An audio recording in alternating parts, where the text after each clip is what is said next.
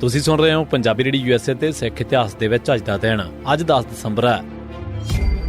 10 ਦਸੰਬਰ 1705 ਤਿੰਨ ਦਿਨ ਮਾਛੀਵਾੜਾ ਦੇ ਵਿੱਚ ਭਾਈ ਜੀਵਨ ਸਿੰਘ ਦੇ ਘਰ ਰਹਿਣ ਮਗਰੋਂ 10 ਦਸੰਬਰ 1705 ਦੇ ਦਿਨ ਗੁਰੂ ਸਾਹਿਬ ਮੁਸਲਮਾਨਾਂ ਦੇ ਪੀਰਾਂ ਵਾਲੇ ਹਰੇ ਰੰਗ ਦੇ ਕੱਪੜੇ ਪਾ ਕੇ ਅਜਨੇਰ ਦੇ ਕਾਜ਼ੀ ਚਿਰਾਗਦੀਨ ਅਤੇ 4 ਹੋਰ ਮੁਸਲਮਾਨ ਮਰੀਦਾਂ ਅਨਾਇਤ ਅਲੀ ਨੂਰਪੁਰ, ਕਾਜ਼ੀ ਪੀਰ ਮੁਹੰਮਦ ਸਲੋ, ਸੁਬੇਗ ਸ਼ਾਹ ਹਲਵਾਰਾ ਅਤੇ ਹਸਨ ਅਲੀ ਮੋਠੂ ਮਾਜਰਾ ਦੇ ਨਾਲ ਮਾਛੀਵਾੜਾ ਤੋਂ ਦੀਨਾ ਕਾਂਗੜ ਵੱਲ ਚੱਲ ਪਏ। ਆਪਨੇ ਪਹਿਲੀ ਰਾਤ ਅਜਨੇਰ ਦੇ ਵਿੱਚ ਬਿਤਾਈ ਅਤੇ ਇਸ ਤੋਂ ਬਾਅਦ ਕਟਾਣੀ, ਰਾਮਪੁਰ, ਦੁਰਾਹਾ ਅਤੇ ਹੋਰ ਪਿੰਡਾਂ ਦੇ ਵਿੱਚ ਹੁੰਦੇ ਹੋਏ ਆਲਮਗੀਰ ਪੁੱਜੇ। ਇੱਥੇ ਆਪਨੇ ਆਪ ਦੇ ਨਾਲ ਆਏ 5 ਮੁਸਲਮਾਨ ਮਰੀਦਾਂ ਨੂੰ ਅਲਵਿਦਾ ਆਖੀ ਅਤੇ ਆਪ ਘੋੜੇ ਤੇ ਸਵਾਰ ਹੋ ਕੇ ਦੀਨਾ ਕਾਂਗੜ ਪਹੁੰਚੇ। 10 ਦਸੰਬਰ 1710 ਦੇ ਦਿਨ ਬਾਦਸ਼ਾਹ ਬਹਾਦਰ ਸ਼ਾਹ ਨੇ ਬਖਸ਼ੀ ਉਲ ਮੁਮਾਲਕ ਮੁਹੱਬਤ ਖਾਨ ਨੂੰ ਇਹ ਹੁਕਮ ਜਾਰੀ ਕੀਤਾ ਕਿ ਉਸ ਦੇ ਨਾਂ ਤੇ ਸ਼ਾਹਜਹਾਂਬਾਦ ਅਤੇ ਦਿੱਲੀ ਦੇ ਆਲੇ ਦੁਆਲੇ ਦੇ ਫੌਜਦਾਰਾਂ ਨੂੰ ਫਰਮਾਨ ਜਾਰੀ ਕੀਤਾ ਜਾਵੇ ਅਤੇ ਕਿਹਾ ਜਾਵੇ ਕਿ ਜਿੱਥੇ ਵੀ ਕੋਈ ਨਾਨਕ ਪ੍ਰਸਤ ਯਾਨੀ ਕਿ ਸਿੱਖ ਨਜ਼ਰ ਆਵੇ ਤਾਂ ਉਸ ਦਾ ਕਤਲ ਕਰ ਦਿੱਤਾ ਜਾਵੇ। ਮਗਰੋਂ 26 ਮਾਰਚ 1711 ਦੇ ਦਿਨ ਬਾਦਸ਼ਾਹ ਨੇ ਇਹ ਵੀ ਹੁਕਮ ਜਾਰੀ ਕੀਤਾ ਸੀ ਕਿ ਸਿੱਖਾਂ ਨੂੰ ਸਿੱਖ ਨਹੀਂ ਬਲਕਿ ਸਿੱਖ ਚੋਰ ਲਿਖਿਆ ਜਾਣਾ ਚਾਹੀਦਾ ਹੈ। 10-11 ਦਸੰਬਰ 1966 ਦੇ ਦਿਨ ਲੁਧਿਆਣੇ ਦੇ ਵਿੱਚ ਅਕਾਲੀ ਦਲ ਮਾਸਟਰ ਦੀ ਸਾਲਾਨਾ ਕਾਨਫਰੰਸ ਹੋਈ। ਇਸ ਦੇ ਵਿੱਚ ਸਿੱਖ ਹੋਮਲੈਂਡ ਦਾ ਮਤਾ ਪਾਸ ਕੀਤਾ ਗਿਆ। ਅਕਾਲੀ ਦਲ ਨੇ ਐਲਾਨ ਕੀਤਾ ਕਿ ਦਲ ਨੂੰ ਮਿਲੀ ਵੋਟ